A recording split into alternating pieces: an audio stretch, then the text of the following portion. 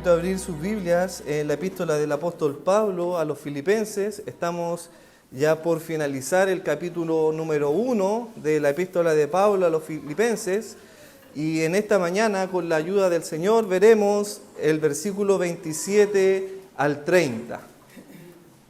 Epístola del apóstol Pablo a los Filipenses, capítulo 1.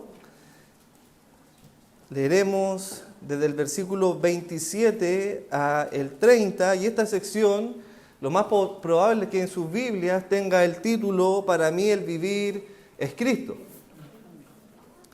Y dice así la palabra del Señor: solamente que os comportéis como es digno del Evangelio de Cristo, para que, o sea que vaya a veros, o que esté ausente, oiga de vosotros que estáis firmes en un mismo espíritu, combatiendo unánimes por la fe del Evangelio, y en nada intimidados por los que se oponen, que para ellos ciertamente es indicio de perdición, mas para vosotros de salvación. Y esto de Dios, porque a vosotros os es concedido a causa de Cristo, no solo que creáis en Él, sino también que padezcáis por Él, teniendo el mismo conflicto que habéis visto en mí y ahora oís que hay en mí. Bien, el título del mensaje para esta mañana es Defensores de la Verdad. Defensores de la verdad, firmes por la fe del Evangelio. Y cuando estudiaba esta palabra, veía algunas observaciones de otros autores, y de manera especial en las observaciones o los comentarios bíblicos a este texto del doctor Martyn Lloyd-Jones, y él hacía una observación respecto a el tema central de lo que vemos aquí en nuestro texto, que es un llamado a la unidad y las evidencias del carácter del creyente. Y es triste un poco lo que sucede en nuestras Biblias, debido a que hay una separación entre el capítulo 1 y el capítulo 2 de esta temática. Tanto como el pastor Martyn Lloyd-Jones y yo de manera en particular, creo que quizás el capítulo 2 debiera haber empezado en el versículo 5, porque debemos recordar que los títulos que aparecen en sus Biblias no son o no están en los manuscritos originales, debido a que los manuscritos originales no tenían capítulos ni divisiones en títulos como vemos hoy día en nuestras Biblias. Sin embargo, los títulos y las divisiones en versículos nos ayudan obviamente a nosotros a poder tener un mejor entendimiento del contexto de la palabra de Dios. Pero en este caso queda un poco dividida la temática entre el carácter y la conducta del creyente, tanto externa como interna, en los versículos del capítulo 2, del versículo 1 al 4. Por lo que quizás el capítulo 2 debiese haber partido en el versículo 5, señalando la identidad del cristiano en Cristo como su modelo a seguir. No obstante, el tema central, el cual está aquí abordando el apóstol Pablo, es el carácter y las evidencias de un verdadero ciudadano. Y esto lo vimos en la predicación anterior, donde sabemos que el verbo central desde el versículo 27 al 30 es el comportéis. Y este verbo vimos que no tenía una connotación de una actitud o de un estilo de vida del cristiano, sino más bien tiene relación con un comportarse como ciudadano del reino de los cielos. De hecho, el verbo griego para comportarse se traduce de la palabra griega politeumai, ¿cierto? Que venía de esa raíz polis, que era ciudad, ¿cierto? Lo vimos en la predicación pasada, donde nosotros obtenemos, por ejemplo, la palabra metrópolis o ciudad metropolitana, o acrópolis, ¿cierto? La ciudad en la cima. Y todo el texto está sostenido gramaticalmente en este verbo y en el siguiente verbo que acompaña esta estructura gramatical que es estar firmes. Y el título, como dijimos en esta mañana para el sermón, es Defensores de la Verdad. ¿Qué significa estar firmes? ¿Qué significa estar firmes en un mismo espíritu? Y para poder introducir lo que busca un poco el apóstol Pablo, instruir a los filipenses, debemos primero entender qué es lo que es o qué es lo que significa la iglesia. ¿Qué definición tenemos nosotros como iglesia? Esto, sin lugar a dudas, para muchas congregaciones, la iglesia es solamente la convocatoria de hermanos con un propósito de adorar y glorificar el nombre de Dios. Pero una definición más precisa que podemos obtener a partir de la palabra de Dios es lo que Pablo le exhorta a su hijo espiritual Timoteo, diciéndole que te escribo esto a ti, Timoteo, aunque tengo la esperanza de ir pronto a verte, para que si tardo, sepas cómo debes conducirte en la casa de Dios, que es la iglesia del Dios viviente, columna y baluarte de la verdad. Por lo que entendemos que la iglesia es columna y baluarte de la verdad. Cada uno de los miembros del cuerpo de Cristo que conforma la iglesia, podríamos así decirlo, que es una columna que sostiene la verdad. Y vimos, los que tuvimos la oportunidad de participar en la reunión de varones, que dentro de la iglesia también existen falsas columnas, que son columnas de adorno, que no cumplen ninguna función estructural en el edificio.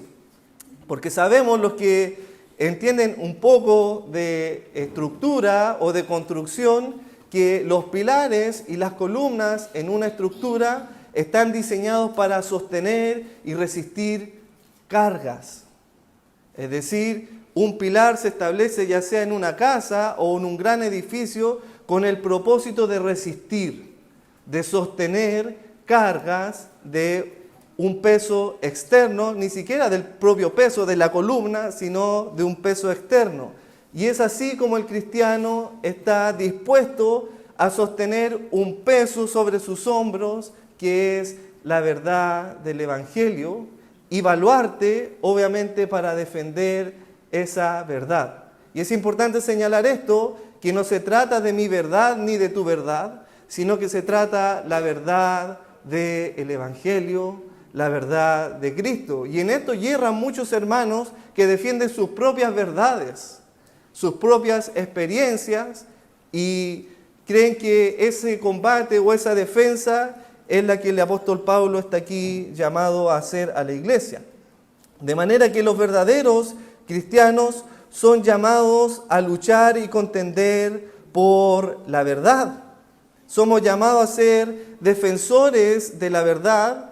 Todo verdadero cristiano que manifiesta una vida en conformidad al Evangelio, una vida digna al Evangelio, evidentemente experimentará persecución. La persecución, como cantábamos, que muchas veces como soldados de Cristo sentimos temor o algo intimidados a causa de la persecución. Si alguno a temblar empieza, bueno, aquí no sirve eso de que soldado que arranca sirve para otra batalla. De hecho, el escritor de Hebreos, que leía mi hermano Daniel, decía claramente que nosotros no somos los que retroceden, ¿cierto? Sino que somos los que vamos hacia adelante.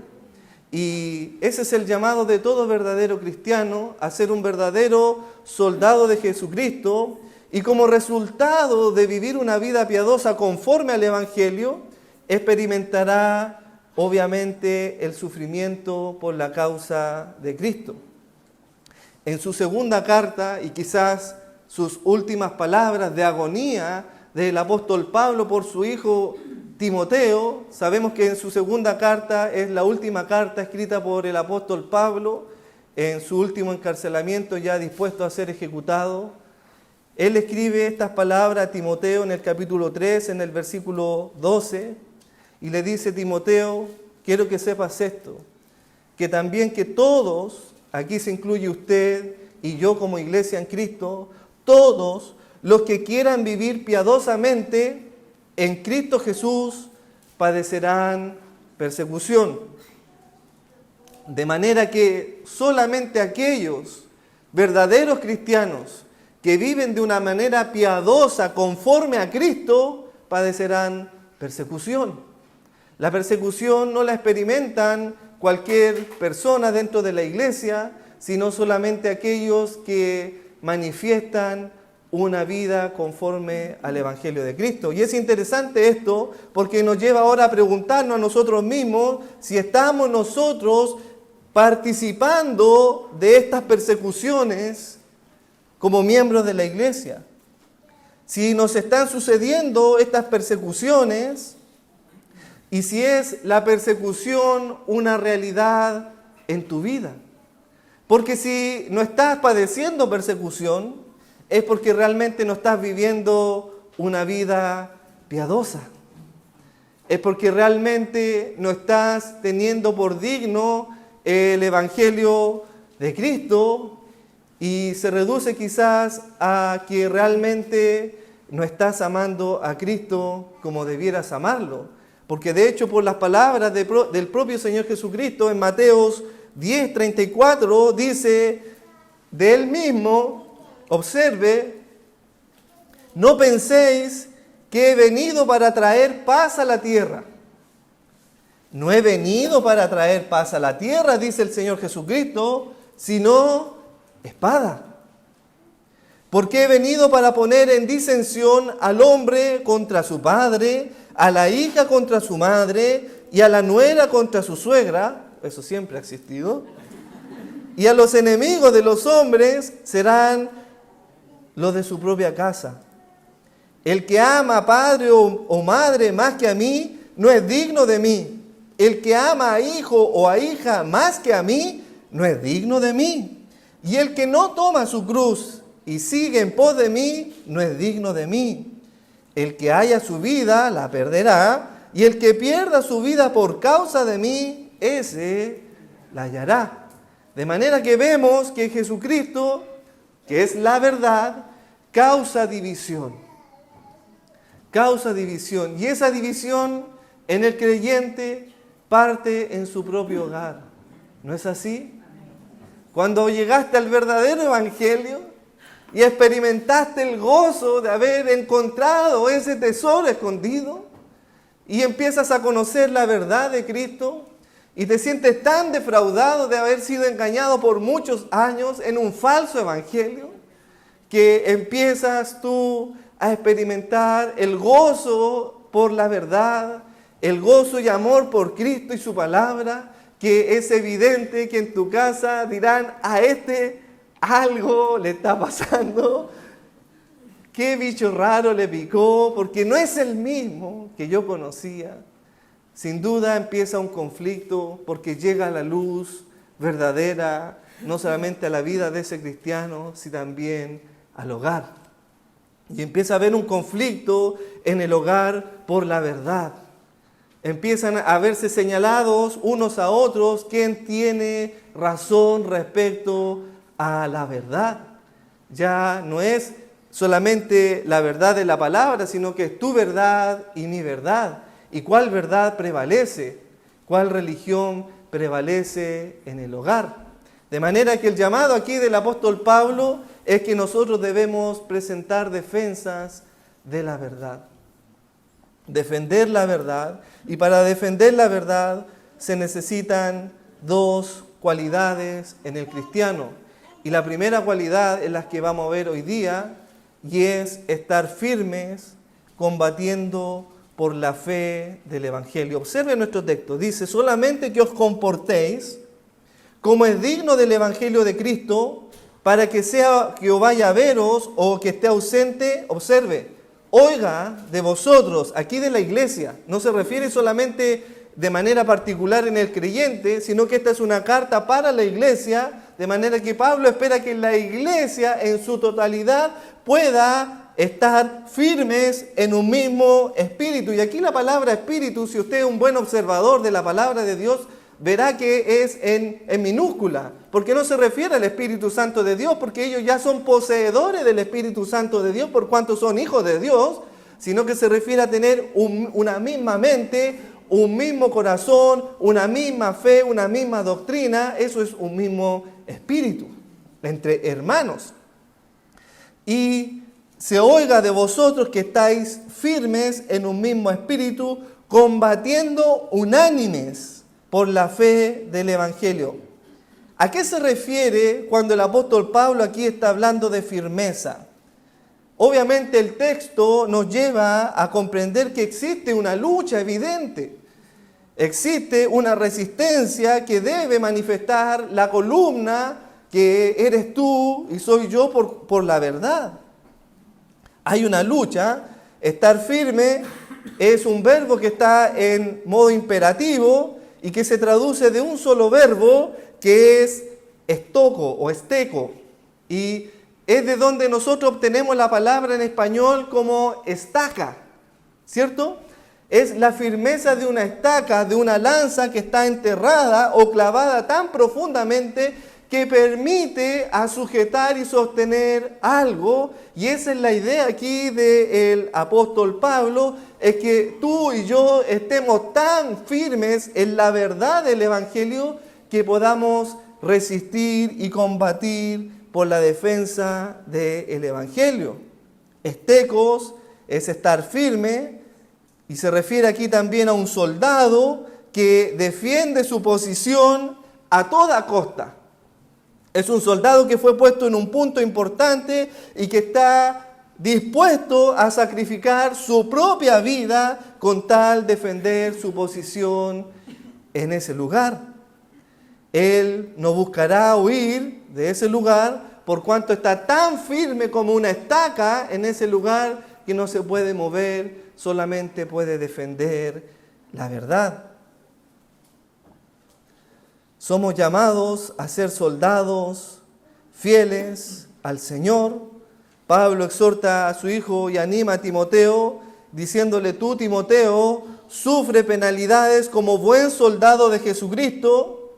Observa, ninguno que milita se enreda en los negocios de la vida a fin de ¿qué cosa? De agradar a aquel que te tomó por soldado. De manera que tú no te hiciste soldado, sino que Dios te llamó a la milicia, a formar parte de su ejército como un verdadero soldado de Jesucristo, que no te enredas en los negocios de esta vida, por cuanto tu ciudadanía no está aquí en esta tierra, sino está en el reino de los cielos.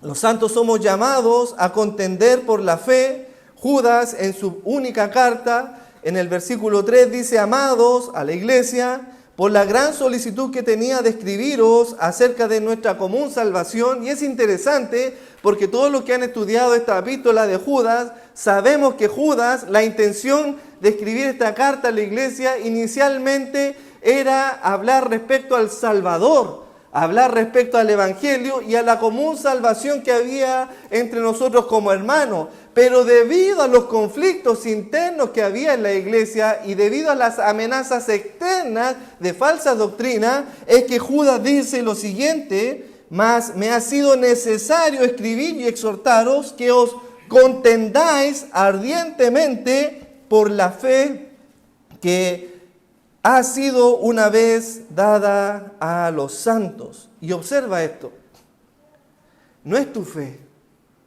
sino que es la fe que te fue dada. Y aquí está el gran error de muchas iglesias y de muchos cristianos, decir: no, yo tengo fe, es mi fe. Y déjame decirte, querido hermano, que no es tu fe, porque la fe no es tuya, sino que es don de Dios. Y la fe viene obviamente por el oír, y el oír de la palabra de Dios. De manera que la fe que el verdadero cristiano va a contender no son sus propias convicciones, no son sus propias experiencias o sus propias vivencias, sino que es respecto a la fe que le ha sido dada por parte de Dios como un don de Dios. Tanto la salvación que proviene de la gracia por medio de la fe, ambos son don de Dios. Lo primero que debemos es saber que debemos estar firmes, y estar firmes es una capacidad que tú y yo por sí solo no tenemos. De hecho, la palabra del Señor nos enseña siempre: el que piense estar firme, mire que no caiga, de manera que tú y yo no podemos estar firmes por sí solos, dependemos de alguien que nos establezca y nos dé firmeza. Y observa conmigo lo que dice Romanos capítulo 14, versículo 4. Observa conmigo de dónde viene la firmeza en el cristiano. ¿De dónde viene esa capacidad de estar firme como columna y baluarte de la verdad? Pablo lo expresa a los romanos en el capítulo 14 y les dice, en el versículo 4, ¿tú quién eres que juzgas al criado ajeno? Para su propio Señor está en pie o cae.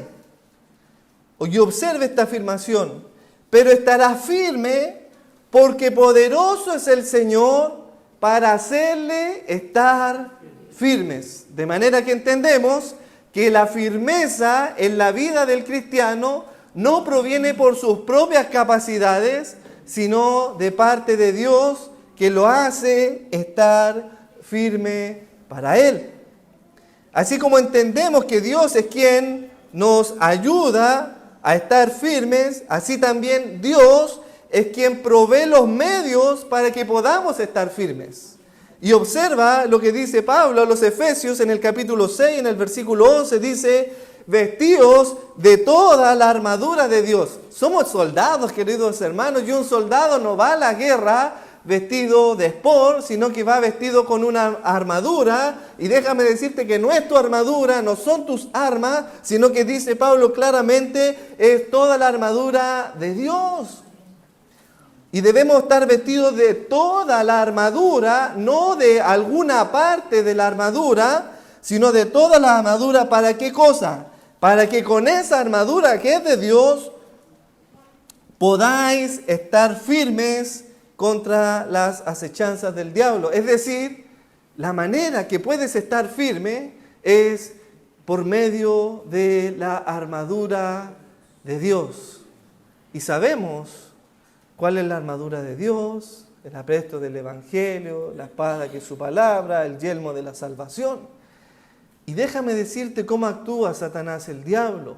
Porque el cristiano muchas veces es descuidado con la armadura de Dios.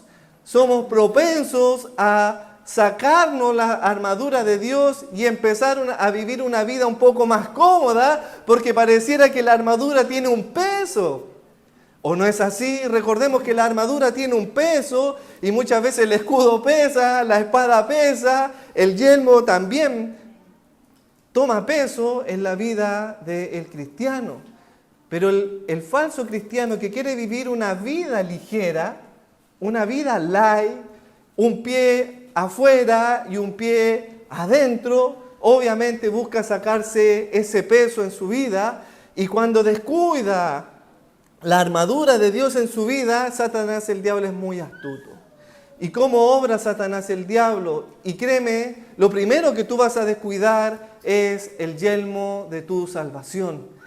Lo primero que el cristiano saca como parte de su armadura es el yelmo de su salvación. Todo obrero que participa en alguna obra alguna vez, cuando entra a alguna obra le pasan un casco por seguridad, y cuando sale de esa obra lo primero que hace es sacarse ese casco, porque sin duda, obviamente, es un tanto molestoso. De la misma manera sucede así el desprendimiento del cristiano de sacarse el yelmo de la salvación. Gran error, porque ahí empieza el ataque de Satanás, el diablo, cuando te dice: todo lo hacen. ¿Qué importa? Todo lo hace. ¿Quién no ha pecado de esa manera? Todo lo han hecho, así que tú tranquilo, nadie te ve. Hazlo nomás.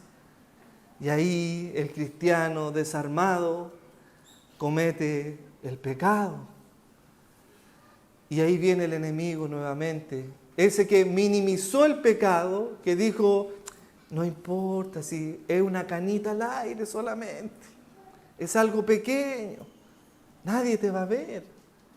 Cuando cometes el pecado y has cometido ese acto, ahora viene ese mismo que minimizó ese pecado y te dice, tú no eres una hija o un hijo de Dios. Los hijos de Dios no hacen eso que tú acabas de hacer. Y empieza a maximizar ese pecado y empieza a sembrar en ti la incertidumbre si eres o no verdadero hijo de Dios. Y empiezas a creer que parece que no soy un hijo de Dios por cuanto has descuidado el yelmo de tu salvación. Y esto te lleva a ser propenso a no estar firmes en defensa de la verdad y el Evangelio. Sin la armadura de Dios, el cristiano no puede estar firme, de manera que es necesario vestir toda la armadura de Dios, no parte de ella, sino toda la armadura que es de Dios. Y sabemos que por medio de esta armadura podemos nosotros estar firmes. Pero la pregunta es, ¿sobre qué estamos firmes? ¿Sobre qué estás tú firme? ¿Qué es lo que trae firmeza en tu vida? ¿Sobre qué está sentada esa columna que eres tú? Porque para que una columna esté firme, debe tener buenos cimientos, buenos fundamentos. Y la pregunta que te hago hoy día, en esta mañana, ¿cuáles son tus cimientos para la fe que abriga tu corazón? ¿Es tu testimonio? ¿Son tus experiencias? ¿Son tus sueños? ¿Es que yo soñé y vi tal revelación? ¿Los cimientos para tu fe es lo que emana de tu corazón? ¿Ese sueño, esa experiencia? Porque déjame decirte que la palabra del Señor dice que el corazón del hombre es engañoso, por lo tanto, ¿cómo el hombre va a fiar de lo que sale de su corazón? De manera que la pregunta es, ¿sobre qué está tu cimiento? Y aquí tenemos la respuesta de Pablo a los Corintios en su primera epístola, en el capítulo 16, en el versículo 13, nos da un entendimiento claro de dónde nosotros debemos estar cimentados o de dónde nosotros debemos estar establecidos firmes, sobre qué cosa, y aquí es sobre la fe. Velad, estad firmes en la fe, portaos varonilmente y esforzaos. Debemos estar firmes en la fe. ¿Pero en qué fe? ¿A qué se refiere aquí el apóstol Pablo? El apóstol Pablo está trayendo las enseñanzas de nuestro Señor Jesucristo y la idea aquí es la ilustración de estos dos cimientos que enseña el Señor Jesucristo, de estas dos personas que construyen una casa. Uno lo construye sobre la arena y otro lo construye sobre la roca. Y la tendencia al leer esta enseñanza del Señor Jesucristo es creer que la roca es Cristo, y así muchas veces se nos ha dicho, pero el fundamento sólido, la fe verdadera, donde debe estar apoyada la convicción del cristiano, es en la palabra del Señor. Observa lo que dice Mateo 7:24. Vamos por favor a San Mateo capítulo 7:24 y observa aquí con detención lo que significa estar firmes en la fe, lo que significa tener una fe sólida que es capaz de sostener y resistir ante las amenazas y las acechanzas externas como vinieron sobre esta casa. San Mateo 7:24, observa, cualquiera que me oye, ¿qué cosa? Estas palabras, esa es la observación inicial, subraye por favor esa frase. Estas palabras, cualquiera que oye estas palabras, es decir, cualquiera que oye el evangelio al cual yo he predicado, ¿y qué cosa? Y las hace. Queridos hermanos, no basta solamente con oír la palabra de Dios, sino debemos poner en práctica lo que hemos oído. Esa persona que oye la palabra del Evangelio de Cristo y procura con diligencia hacer la palabra de Dios, el Señor lo compara a un hombre prudente que edificó su casa sobre la roca. Por lo tanto, ¿cuál es la roca? Aquí es guardar su palabra. Guardar, oír y hacer su palabra. Y observa, descendió lluvia, vinieron ríos, soplaron vientos y golpearon contra aquella casa. ¿Y qué sucedió? No cayó. ¿Por qué razón no cayó? Porque estaba fundada sobre la roca, y esa roca es la palabra de Dios, porque la fe viene por el oír y el oír de la palabra de Dios. Tu fe debe estar fundada sobre la palabra de Dios. Estar firmes en la fe significa estar firmes en la palabra de Dios. La pregunta es, ¿qué tan firme está tu fe? ¿Qué tan firme estás sobre la fe? Cuando vengan las pruebas, cuando vengan las dificultades, ¿permanecerás firme en tu fe? Y cuando pensaba respecto a la firmeza en el verdadero cristiano, era inevitable pensar en la persecución que padecieron nuestros primeros hermanos cristianos, quienes dieron testimonio de la verdad. Y es interesante esta palabra testimonio. La palabra testimonio viene de la palabra griega martureo, que obtenemos la palabra mártir. Es decir, una persona que da un verdadero testimonio del Evangelio en su vida es capaz de constituirse en un mártir de Cristo, por cuanto su testimonio es verdadero. Y el libro de Hechos nos relata el primer mártir, que fue Esteban, que estuvo firme en la fe y resistir ante la dificultad de defender el Evangelio hasta el punto de la muerte. Pero a lo largo de la vida de la iglesia, desde sus primeros inicios, aquellos hermanos cristianos que salieron exiliados por la persecución romana, vemos cómo estos hombres valientes permanecieron firmes en la fe. Y en la mañana estudiábamos a uno de ellos, no sé si recuerda que estudiábamos a Policarpo. No sé si se acuerdan, ¿cierto? Policarpo, que estuvo perseguido bajo el emperador Marco Aurelio en el año 162 después de Cristo. Y Policarpo fue obispo de Esmirna y él fue el sucesor del apóstol Juan.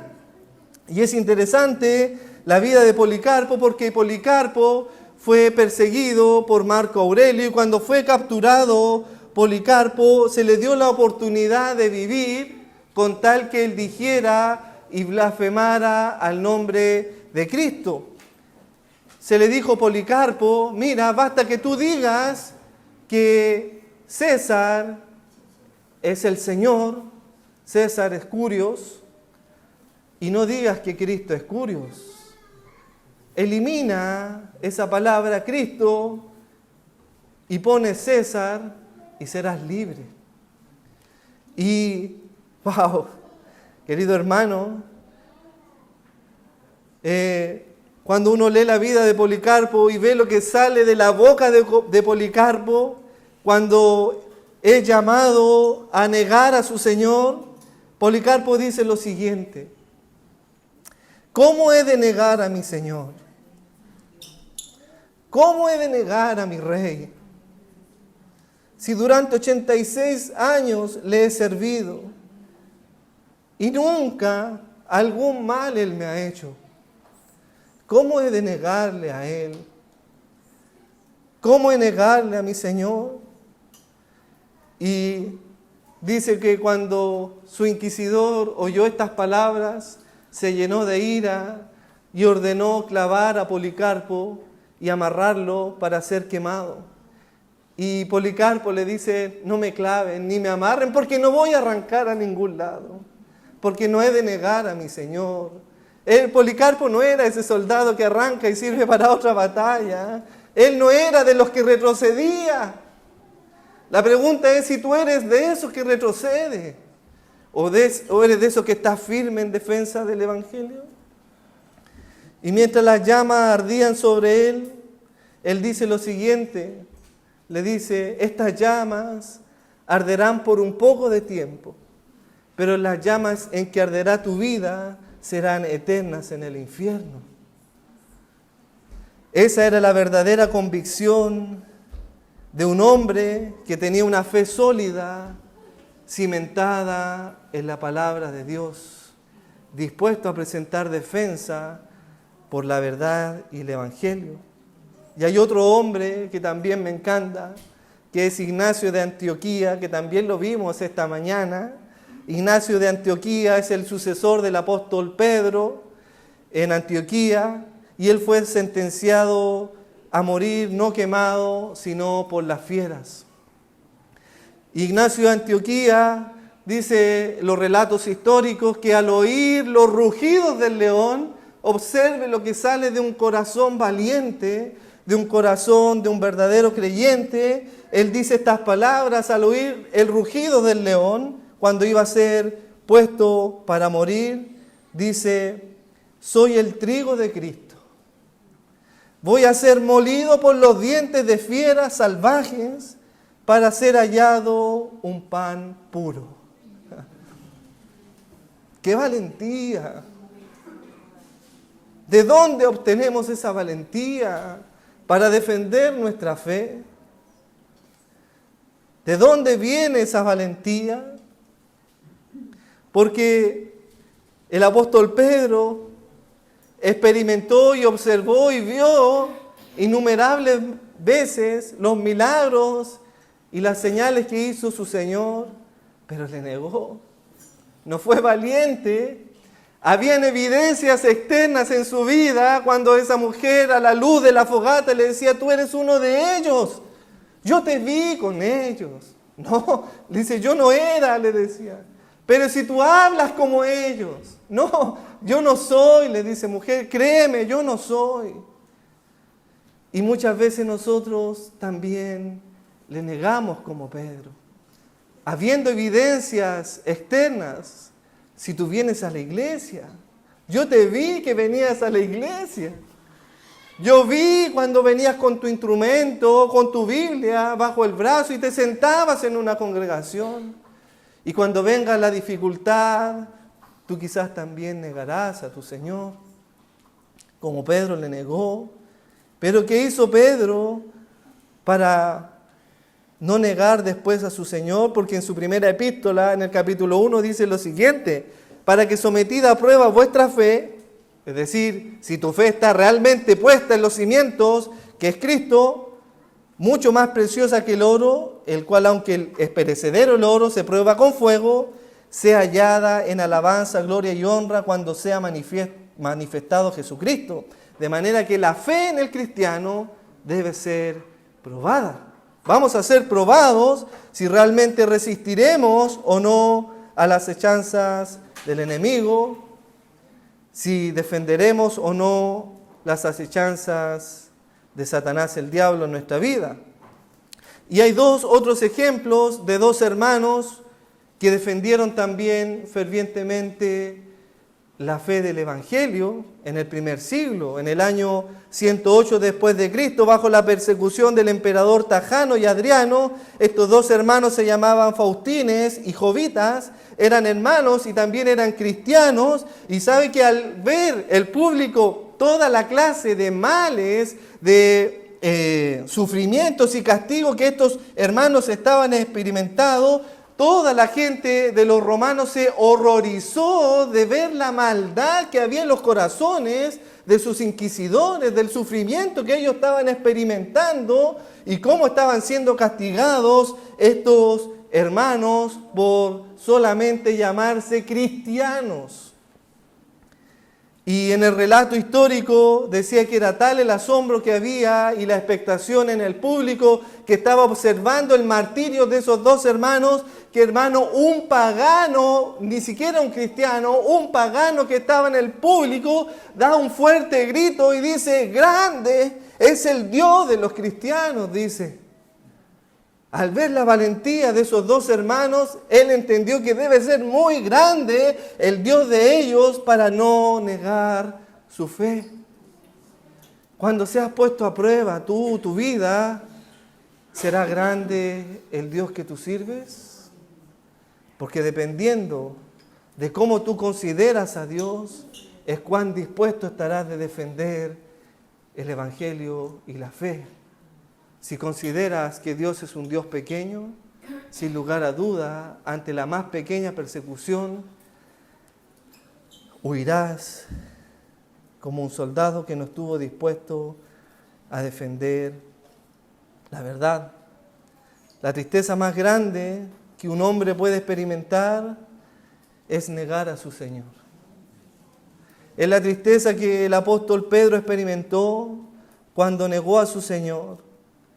Dice que cuando era señalado como uno de ellos, Pedro decía: hombre, no lo soy, yo no soy ese que tú crees que soy.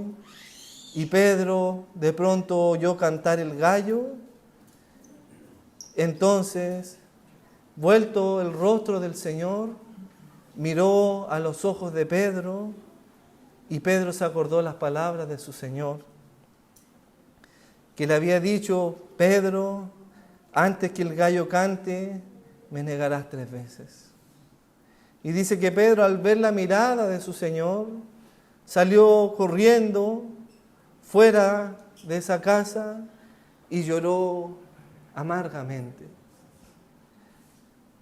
Querido hermano, no gustes de esa amargura en negar a tu Señor, sino sufre como buen soldado de Jesucristo, dispuesto a presentar defensa de la fe y del Evangelio que te ha sido encomendado. Porque de cierto que si le negares, Él también te negará.